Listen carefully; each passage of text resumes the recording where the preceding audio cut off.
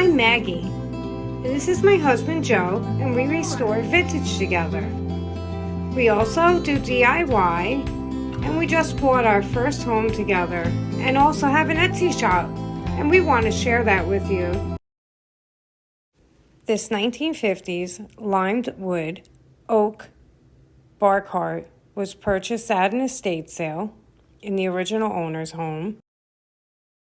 It really was beat, dried up, and it needed a new finish. In this particular case, I took the piece apart. I took the tapered spacers off. Here I'm doing that.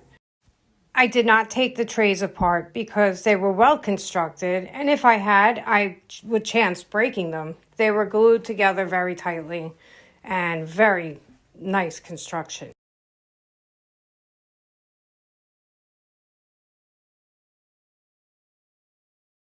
As I go along and disassemble the pieces, I have bags that I label and I put all the hardware away step by step so I could put it back together again. Somewhere in this process, I took off the wheels also and I took it all apart. And I bring it into my garage so I could start sanding it. Start with 180. Sorry about the light. That. So what I'm trying to say right now is I'm using 180 and 150 sandpaper because the finish is pretty dried out and it chipped right off. So I didn't need to go in with a heavy sandpaper like 80 or anything like that. And I was able to strip off the original finish pretty easily with, not that easily, but easy enough without really being hard on the wood. As you can see here, I sanded and sanded and sanded. I used an orbital sander, by the way. So the next day was mostly me doing my finish sanding, hand sanding. I did a lot of hand sanding on the spacer pieces.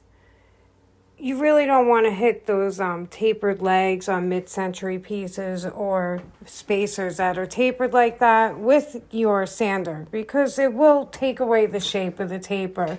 They're lathe wood legs, so you really want to just hand sand it up and down with the green. And usually you could really make old mid-century legs look good again if you sand them by hand. You want to start your sandpaper course with 120, 100. Here I'm using actual 80, and I moved down to 120, 150, 180.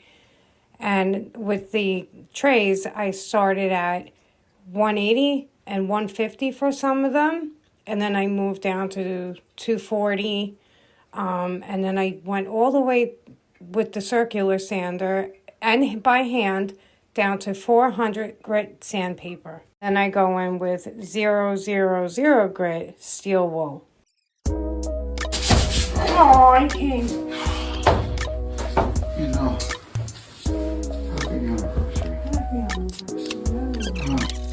Side note, it was our anniversary. And I continued to work. Yeah. This is my daughter, and she's helping me. It's the first time she's ever helped with a project like this. I'm really proud of her. She definitely goes picking with me, and she has a great eye for mid-century. Okay, so now after it was all buffed and dried, after getting its oil treatment, I had to put it all back together.